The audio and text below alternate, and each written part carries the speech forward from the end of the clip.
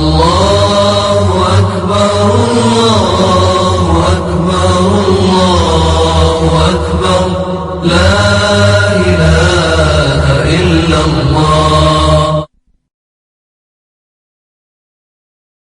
ബിസ്മില്ലാഹിർ റഹ്മാനിർ റഹീം.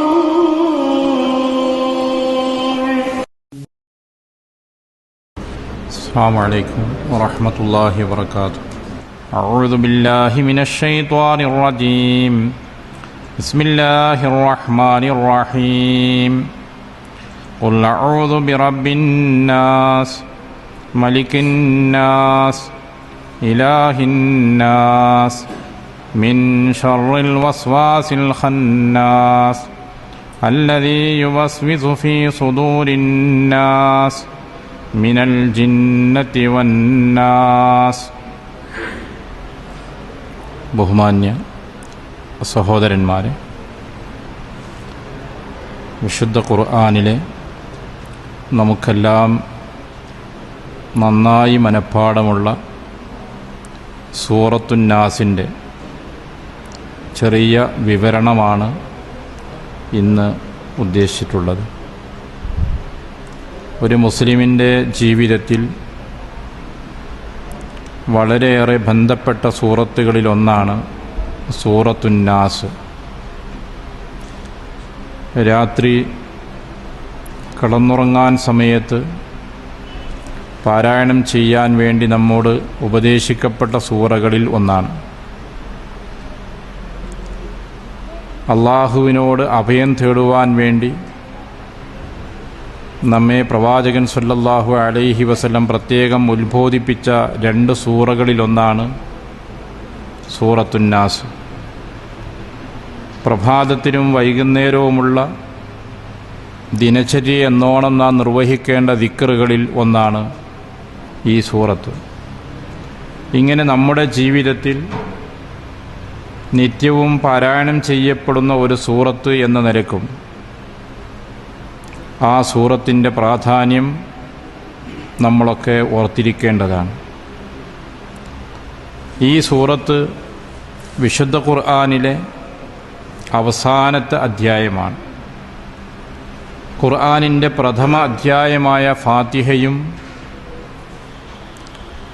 അവസാനത്തെ അധ്യായമായ നാസും തമ്മിൽ ചില ബന്ധങ്ങൾ നമുക്ക് കാണാവുന്നതാണ്.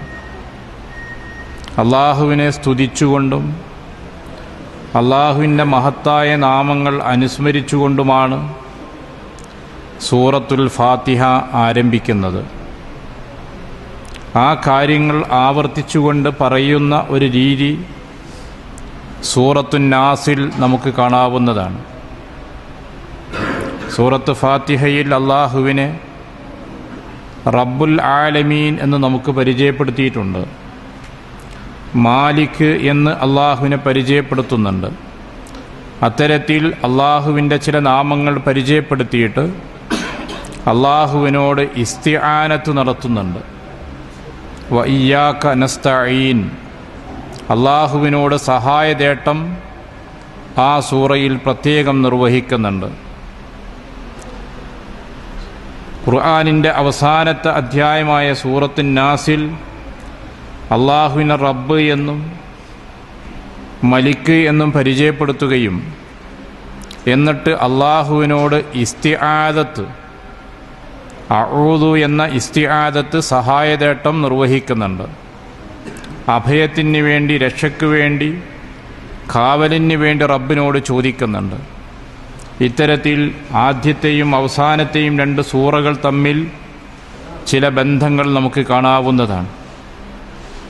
ഈ സൂറത്തിന് നൽകിയിട്ടുള്ള നാമം ഒന്ന് സൂറത്തുന്നാസ് എന്നാണ്. സൂറത്തുന്നാസ് എന്നാണ് ഇതിന് നൽകിയിട്ടുള്ള ഒരു നാമം.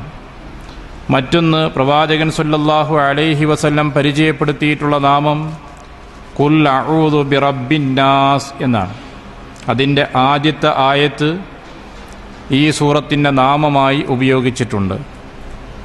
മൂന്നാമതായി പ്രവാചകൻ സല്ലല്ലാഹു അലൈഹി വസല്ലമയിൽ നിന്ന് സ്ഥിരപ്പെട്ടു വന്ന നാമം മുഅവ്വിദത്തൈൻ എന്നാണ്. സൂറത്തുന്നാസിനെയും സൂറത്തുൽ ഫലക്കിനെയും ഉൾപ്പെടുത്തിക്കൊണ്ട് മുഅവ്വിദത്തൈൻ എന്നുള്ള നാമം നബി സല്ലല്ലാഹു അലൈഹി വസല്ലമയിൽ നിന്ന് ലഭിച്ചിട്ടുണ്ട്.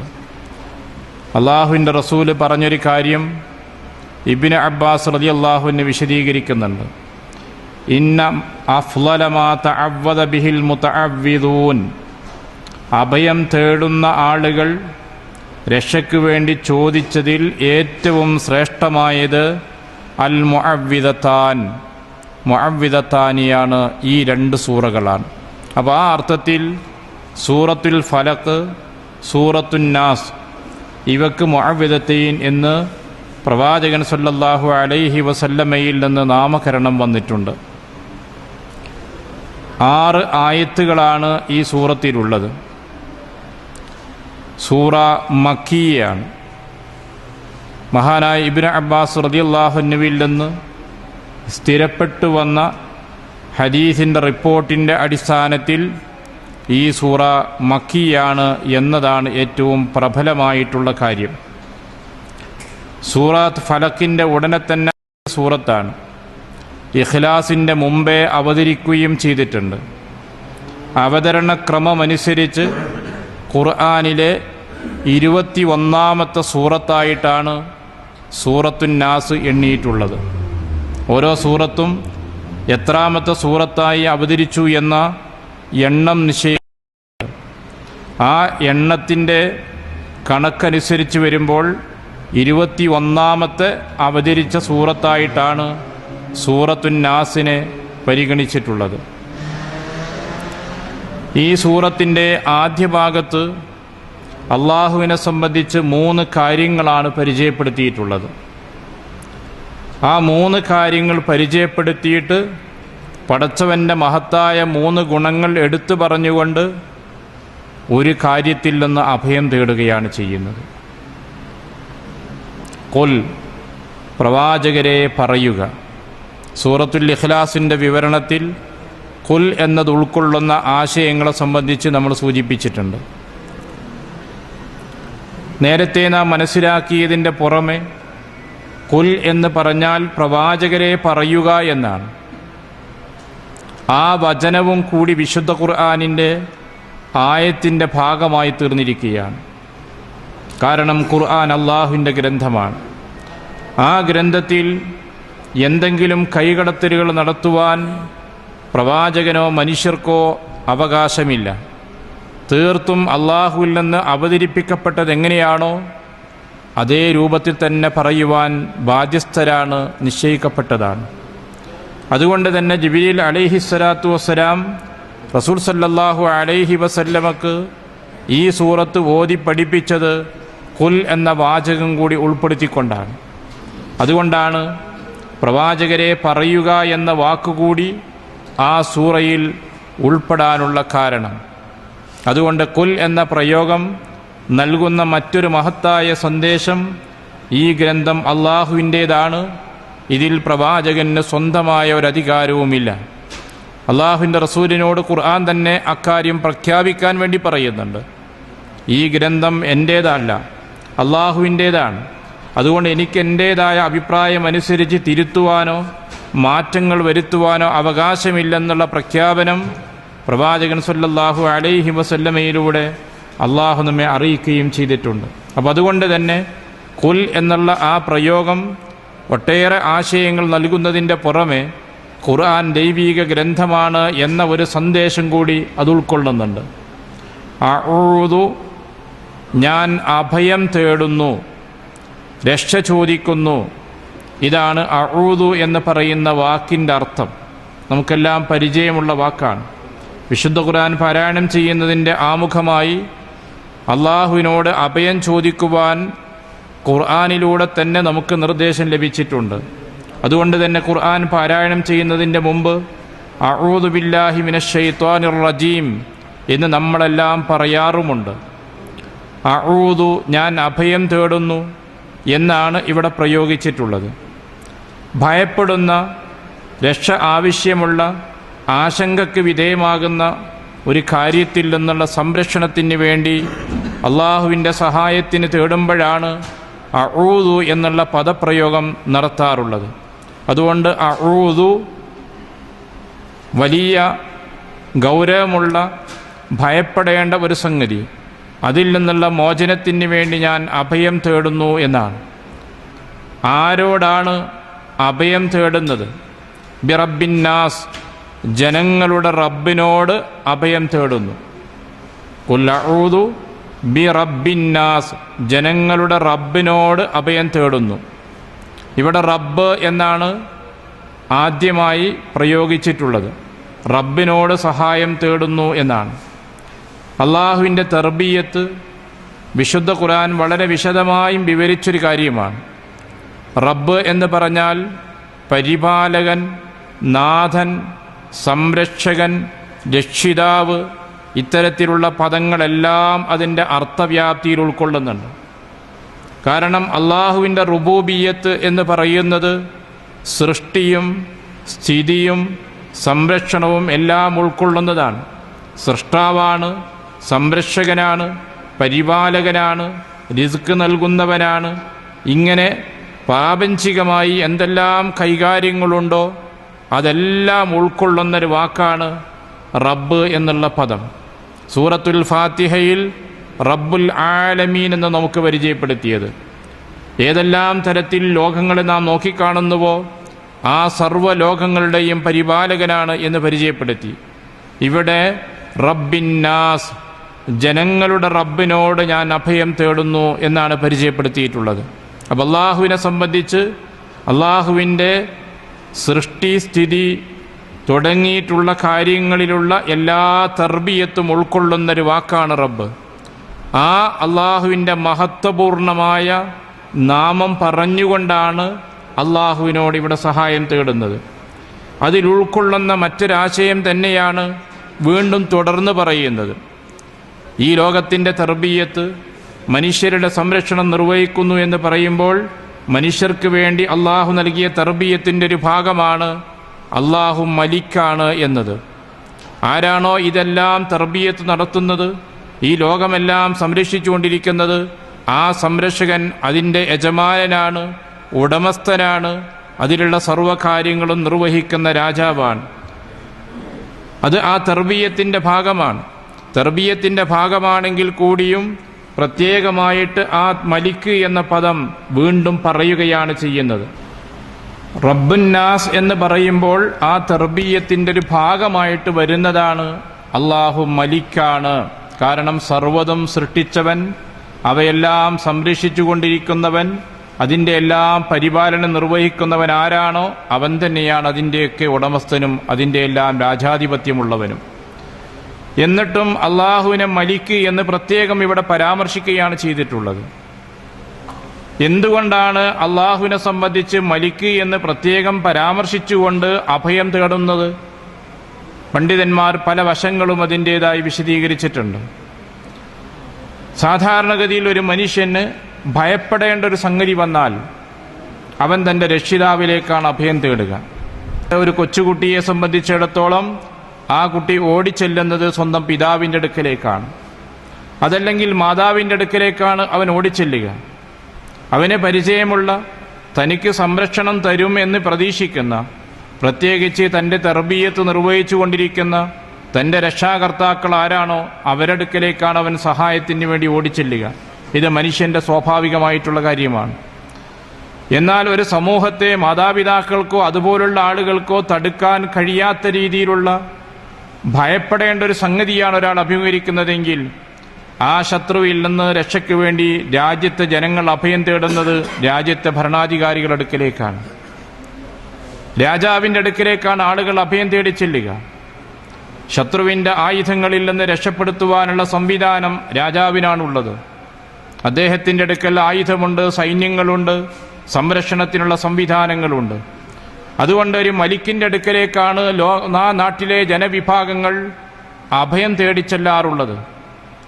എന്നാൽ ഈ ദുനിയാവിലുള്ള മലിക്കിനേക്കാളും അധികാരമുള്ളവനാണ് അല്ലാഹു. ലോകത്തുള്ള രാജാക്കന്മാർക്കുള്ള ആധിപത്യത്തെക്കാൾ ശക്തമായ ആധിപത്യമാണ് അല്ലാഹുവിൻ്റേത്. അതുകൊണ്ട് തന്നെ താൻ അഭിമുഖീകരിക്കാൻ പോകുന്ന ഭയാനകമായ വിഷയത്തിൽ നിന്ന് സംരക്ഷണത്തിന് റബ്ബിനോട് അഭയം തേടുന്നതോടൊപ്പം ആ റബ്ബിനെ സംബന്ധിച്ചവൻ പറയുന്നു, റബ്ബേ നീയാണ് മലിക്ക്, സർവത്തിൻ്റെയും സർവാധിപത്യം നിന്റെ കയ്യിലാണുള്ളത്, അതുകൊണ്ട് എനിക്ക് നീ രക്ഷ നൽകണമേ എന്ന് പ്രത്യേകം പരാമർശിച്ചതിൽ ഈ തത്വം ഉൾക്കൊള്ളുന്നുണ്ട് എന്നതാണ്. ലോകത്തുള്ള ഏത് തരത്തിലുള്ള ആധിപത്യമാണെങ്കിലും ശരി, ആ ആധിപത്യത്തിനെല്ലാം ചില പരിമിതികളുണ്ട്. എല്ലാ ആധിപത്യങ്ങൾക്കും അതിൻ്റേതായ പരിമിതികളുണ്ട്, കുറവുകളുണ്ട്. അത് ഏറ്റവും ആധുനിക ലോകത്ത് നാം കാണുന്ന മീഡിയ രാജാക്കന്മാരാണെങ്കിൽ പോലും അവർക്ക് ലോകത്തൊരുപാട് കാര്യങ്ങൾ ചെയ്യാൻ കഴിയും, ഒരുപാട് സന്ദേഹങ്ങൾ ഉണ്ടാക്കാൻ സാധിക്കും. മറുഭാഗത്ത് ഒരുപാട് ഇച്ഛകളെ ശക്തിപ്പെടുത്തുവാനും മനുഷ്യന്റെ വൈകാരിക തലങ്ങളെ ചൂഷണം ചെയ്യാനും അവർക്ക് സാധിക്കും. ലോകത്തിൻ്റെ ചലനം തന്നെ ഒരു വേള മീഡിയ കിങ്ങുകളുടെ കയ്യിലാണുള്ളത്. അത്തരത്തിലുള്ള കഴിവുകളും ശേഷികളും എല്ലാം അവർക്കുണ്ടെങ്കിൽ പോലും അതിനേക്കാളെല്ലാം അധികാരവും ശക്തിയും ആധിപത്യവുമുള്ളവനെ നീയാണല്ലാഹു, അതുകൊണ്ട് നിന്നിൽ ഞാൻ അഭയം തേടുന്നു. അതാണ് മലിക്കിൻ നാസ് എന്ന് പറയുമ്പോൾ മനസ്സിലുണ്ടാകേണ്ട ചിന്ത. ചേർത്തുകൊണ്ട് പിന്നെ പറയുന്നത് ഇലാഹിന്നാസ്, ജനങ്ങളുടെ ആരാധ്യനാണ് എന്നതാണ്. വളരെ കൃത്യമായൊരു ക്രമമാണ് ഇവിടെ പാലിച്ചിട്ടുള്ളത്. ആദ്യം പറഞ്ഞു സൃഷ്ടാവാണ്, സംരക്ഷകനാണ്, പ്രപഞ്ചത്തിൻ്റെ നിയന്താവാണ്, ലോക ജനതയുടെ നിയന്താവാണ്. അത് പറഞ്ഞ ശേഷം അള്ളാഹുവിൻ്റെ മുലൂക്കിയത്ത്, അവൻ്റെ അധികാരവും രാജാധിപത്യത്തെക്കുറിച്ചാണ് പരാമർശിച്ചത്. അതിനേക്കാളും ഉയർന്ന സ്ഥാനമാണ് അള്ളാഹു ഇലാഹാണ്, ആരാധ്യനാണ്, പ്രാർത്ഥനയ്ക്കുള്ള ഏക കേന്ദ്രമാണവൻ, അഭയം തേടിച്ചെല്ലുവാനുള്ള ഏക അഭയകേന്ദ്രമാണവൻ എന്ന ആശയമാണ് ഇലാഹിന്നാസ്, എല്ലാ ജനങ്ങളുടെയും യഥാർത്ഥ ആരാധ്യൻ, എല്ലാവരുടെയും പ്രാർത്ഥനാ കേന്ദ്രം, എല്ലാവരുടെയും ആശ്രയ കേന്ദ്രമായിട്ടുള്ളവൻ. മറ്റൊരാശ്രയം ആർക്കുമില്ല. അതുകൊണ്ട് സർവ്വജനങ്ങളുടെയും രക്ഷിതാവും നിയന്താവും സർവരുടെയും ആധിപത്യമുള്ളവനും അതിൻ്റെ പുറമെ എല്ലാവരുടെയും യഥാർത്ഥ ആരാധ്യനുമായ അള്ളാഹുവേ, നിന്നോട് ഞാൻ അഭയം തേടുന്നു എന്നാണ്. ഈ മൂന്ന് മഹത്തായ ഗുണങ്ങൾ എടുത്തു പറഞ്ഞുകൊണ്ട് റബ്ബിനോട് അഭയം തേടുന്ന കാര്യം എന്താണ്? മൂന്ന് കാര്യങ്ങൾ പരാമർശിച്ചുകൊണ്ട് അഭയം തേടുന്നത് ഒരു കാര്യത്തിൽ നിന്നാണ്. വിഷയത്തിൻ്റെ ഗൗരവം നമ്മൾ ആലോചിക്കേണ്ടതുണ്ട്. ഇതിൻ്റെ നേരെ മുകളിൽ അവതരിച്ച സൂറത്തുൽ ഫലക്കാണ്. ആ സൂറത്തുൽ ഫലക്കിൽ റബ്ബിനോട് അഭയം തേടുന്നുണ്ട്. പക്ഷേ അവിടെ റബ്ബ് എന്നുള്ള പ്രയോഗം മാത്രം നടത്തിക്കൊണ്ട് മൂന്ന് തരത്തിലുള്ള പ്രയാസങ്ങളിൽ നിന്ന് മോചനത്തിന് വേണ്ടിയാണ് പ്രാർത്ഥിക്കുന്നത്. ഇവിടെ അള്ളാഹുവിൻ്റെ മൂന്ന് ഗുണങ്ങൾ, നാമങ്ങൾ എടുത്തു പറഞ്ഞുകൊണ്ട് ഒരു കാര്യത്തിൽ നിന്നാണ്, ഒരു അപകടത്തിൽ നിന്നാണ് അഭയം തേടുന്നത്.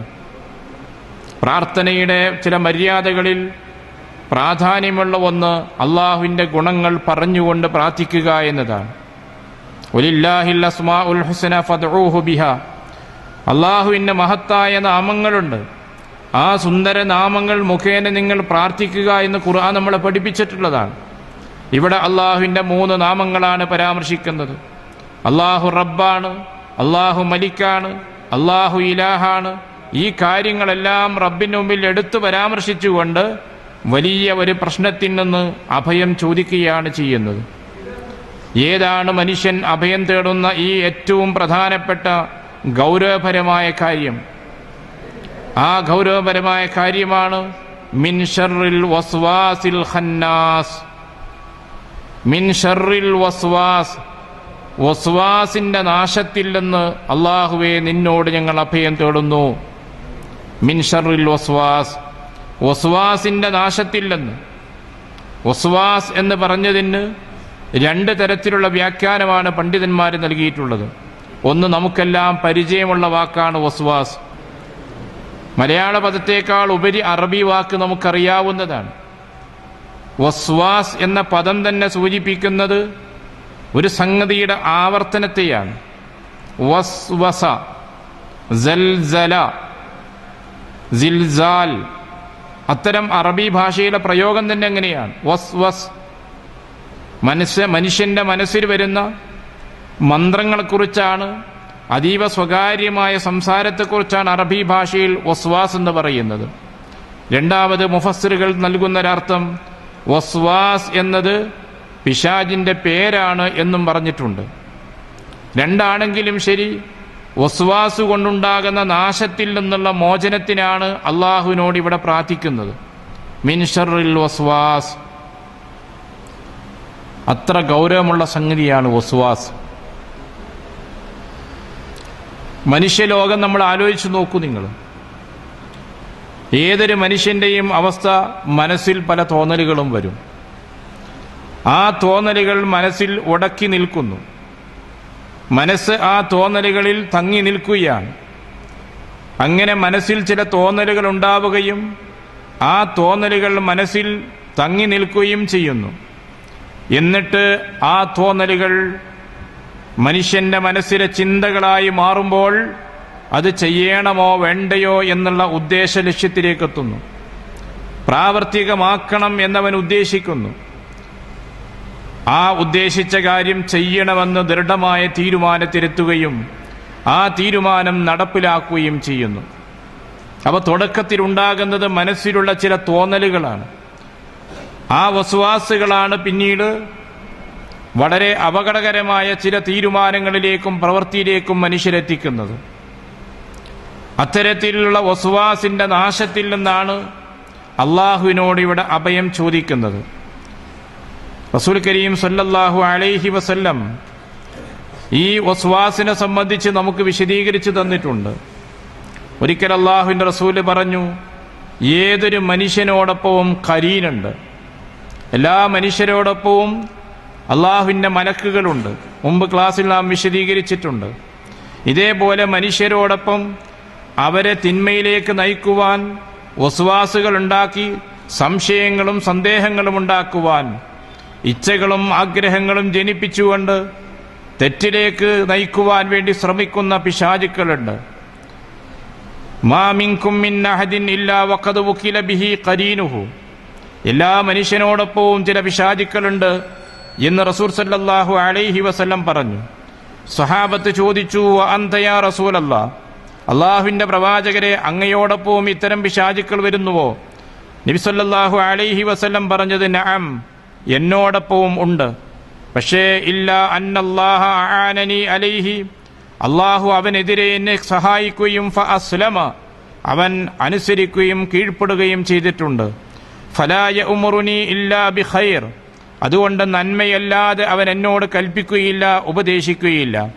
ഇതാണ് നബി സല്ലല്ലാഹു അലൈഹി വസല്ലം നമുക്ക് പരിചയപ്പെടുത്തിയിട്ടുള്ളത്.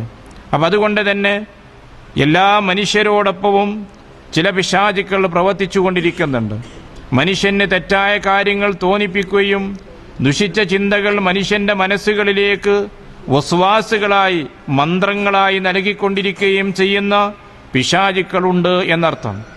അത്തരം പിശാചിന്റെ ദുർബോധനത്തിൽ നിന്ന് മോചനത്തിന് വേണ്ടിയാണ് ഇവിടെ നാം പ്രാർത്ഥിക്കുന്നത്.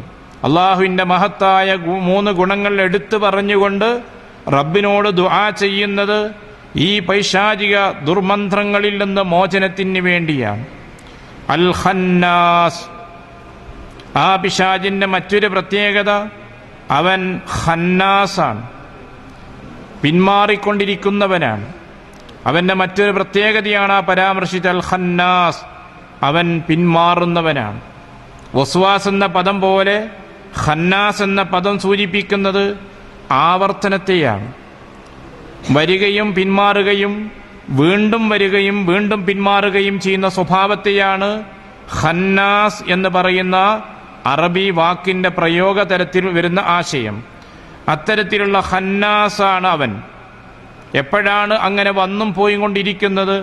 നബി സല്ലല്ലാഹു അലൈഹി വസല്ലം പറഞ്ഞു, അള്ളാഹുവിനെ കുറിച്ച് എപ്പോഴാണോ ഒരു വിശ്വാസി ഓർക്കുന്നത്, ആ സമയത്ത് പിശാച് അവനിൽ നിന്ന് അകന്നു പോകുന്നു, അവൻ പിന്മാറുകയാണ്. അവൻ എപ്പോഴാണോ അശ്രദ്ധമായി തീരുന്നത്, ആ സന്ദർഭത്തിൽ പിശാച് അവന്റെ അടുക്കിലേക്ക് വീണ്ടും ദുർബോധനങ്ങളുമായി വരികയാണ്. ഇങ്ങനെ ദുർബോധനം, വസ്വാസുകൾ ഉണ്ടാക്കുകയും അള്ളാഹുവിനെ ഓർക്കുന്ന സമയത്ത് പിന്മാറുകയും ചെയ്യുന്ന വ്യക്തിയാണ്, അത്തരം പിശാചുക്കളാണ്. ആ പിശാചുക്കളിൽ നിന്നുണ്ടാകുന്ന വസ്വാസുകൾക്ക് വിധേയമാകാതെ അതിന്റെ നാശത്തിൽ നിന്ന് മോചനത്തിന് വേണ്ടിയുള്ള പ്രാർത്ഥനയാണ് ഈ സൂറത്ത് ഉൾക്കൊള്ളുന്ന ആശയം. വളരെ ഗൗരവപൂർവ്വം നമ്മൾ മനസ്സിലാക്കേണ്ട സംഗതികളാണ്. മനുഷ്യൻ എന്ന് പറയുമ്പോൾ അവൻ്റെ ശക്തിയായി പലപ്പോഴും നമ്മൾ വിലയിരുത്താറുള്ളത് ശരീരമാണ്. കരാട്ടെ, കുൻഫു അങ്ങനെ തുടങ്ങി പലതും പഠിച്ച് മസിൽ പവറുള്ള ആളുകൾ നമുക്ക് പരിചയപ്പെടുത്താറുണ്ട്. പക്ഷേ അതിനേക്കാളും ശക്തി മനസ്സിൻ്റെ ശക്തിയാണ്. മനസ്സിൻ്റെ കരുത്താണ്, ശക്തിയാണ് ഒരു മനുഷ്യൻ്റെ കഴിവ് എന്ന് പറയുന്നത്. ചെറിയ നിസ്സാര പ്രശ്നങ്ങൾ ഉണ്ടാകുമ്പോഴേക്കും മനസ്സ് ദുർബലമായിത്തീരുകയും രംഗങ്ങളിൽ നിന്ന് അകന്നു പോവുകയും ചെയ്യുന്ന ആളുകൾ നമുക്ക് കാണാൻ കഴിയും. അന്തർമുഖന്മാർ സമൂഹത്തിലുണ്ടാകാറുണ്ട്. 4 ആളുകളെ അഭിമുഖീകരിക്കാൻ പോലും മനസ്സിന് ഭയമുള്ള ആളുകളുണ്ട്. എന്തെങ്കിലും പ്രസംഗിക്കണമെന്ന് തീരുമാനിച്ച് വരുന്ന വഴിയിൽ ചെറിയൊരു പ്രശ്നമുണ്ടായി മനസ്സ് വസ്വാസായി പ്രസംഗിക്കാൻ കഴിയാത്ത ആളുകൾ ഉണ്ടാകാറുണ്ട്. സൂചിപ്പിക്കുന്നത് മനുഷ്യന്റെ മനസ്സ് ദുർബലമാകുമ്പോൾ ആ മനുഷ്യന്റെ എല്ലാ കരുത്തും ശക്തിയും നഷ്ടപ്പെടുകയാണ് ചെയ്യുന്നത്. ശരീരമല്ല മനുഷ്യനെന്ന് പറയുമ്പോൾ സുപ്രധാനം, മനസ്സാണ് പ്രധാനമുള്ളത്. മനസ്സിന്റെ കരുത്തും ശക്തിയുമാണ് പ്രധാനം. ആ മാനസിക കരുത്ത് നഷ്ടപ്പെട്ടു പോകുന്നൊരവസ്ഥ വലിയ ആളുകൾക്ക് പോലും പലപ്പോഴും നമ്മൾ കാണാറുണ്ട്.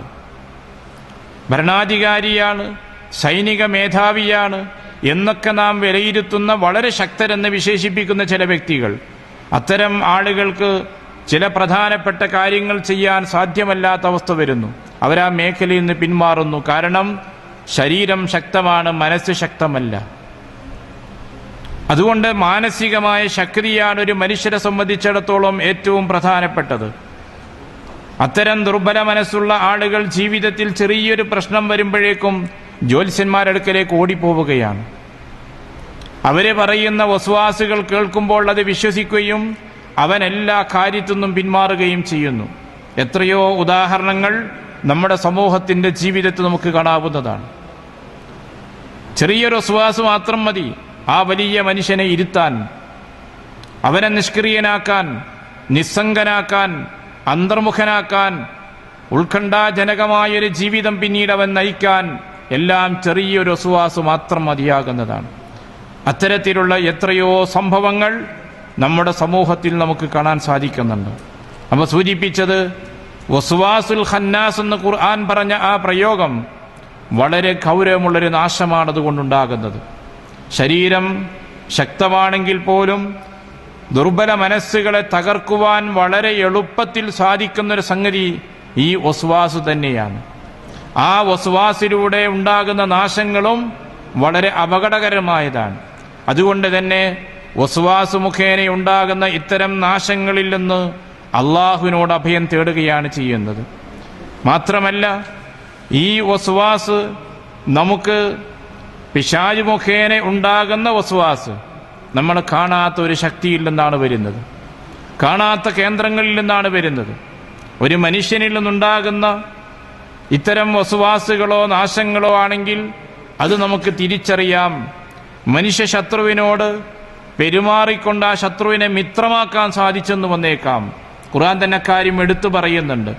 നിന്നോട് എതിർക്കുന്നൊരു ശത്രുവാണെങ്കിൽ ഇത് ഫഅബില്ലതീഹി അഹ്സൻ, ഏറ്റവും നല്ല രീതിയിൽ നീ അവനെ പ്രതികരിക്കുക, അവനോട് മാപ്പാക്കുക.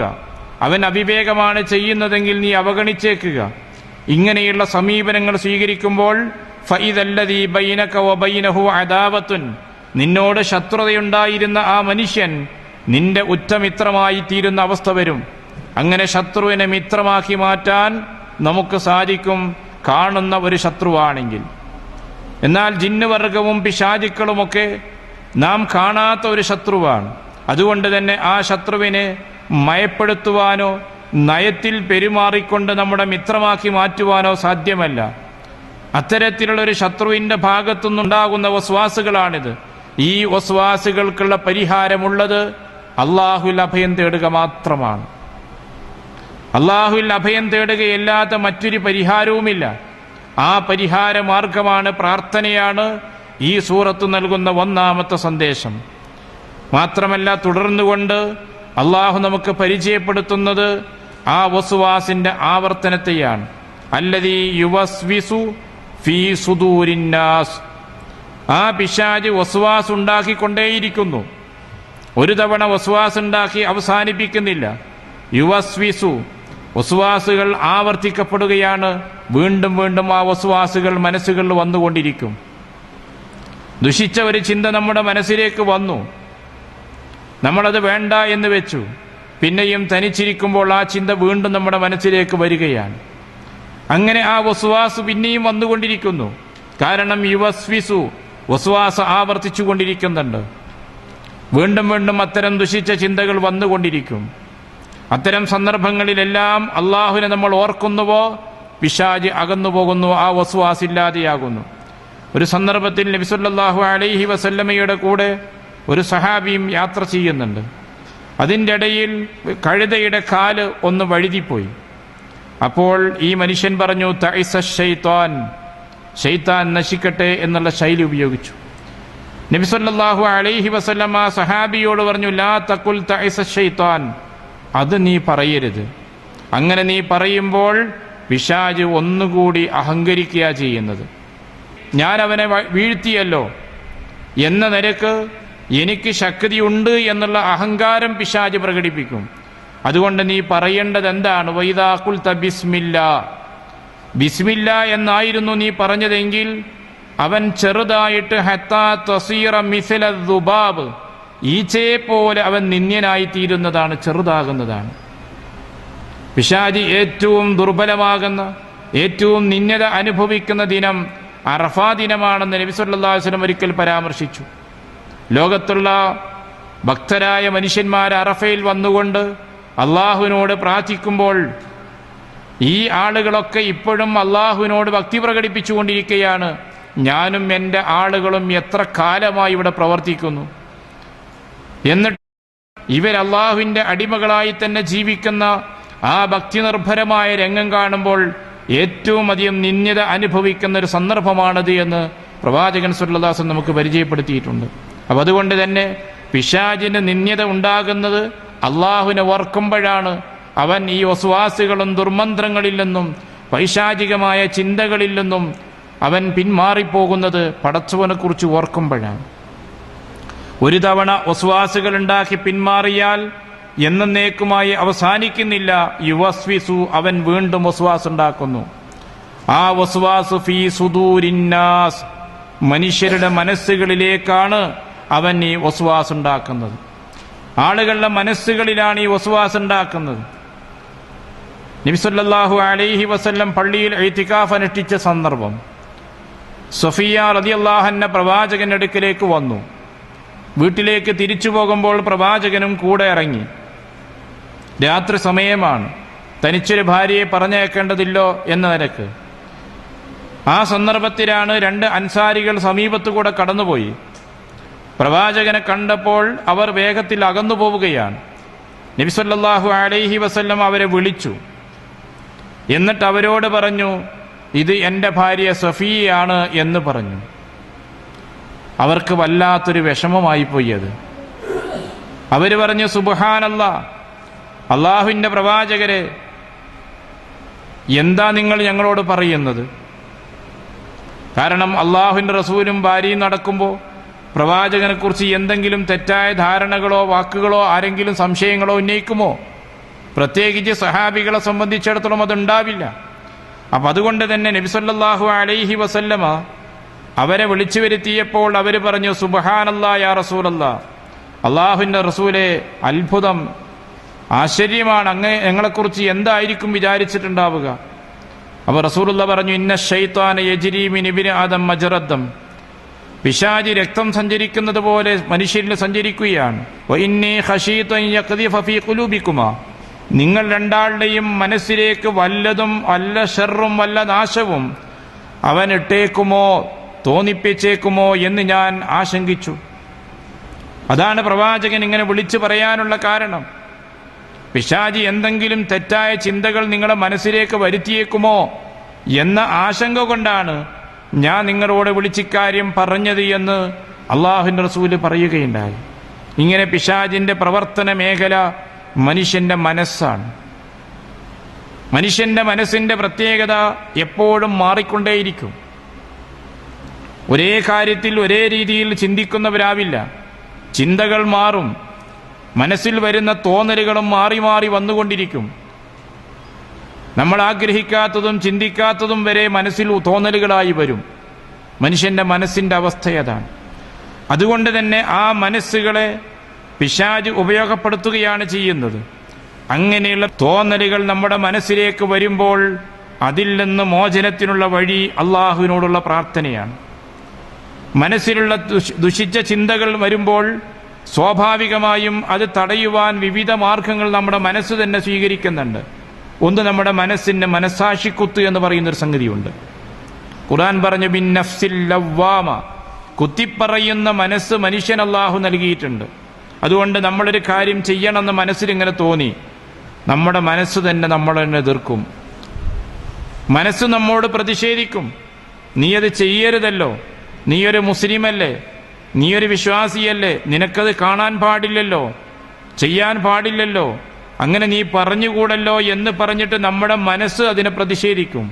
ഇപ്പോൾ മോഷണം നടത്താത്തൊരു വ്യക്തി മോഷ്ടിക്കാൻ വേണ്ടി പോയാൽ അവൻ്റെ നെഞ്ചിടിക്കും, കാലുകൾ വിറക്കുന്നുണ്ടാകും.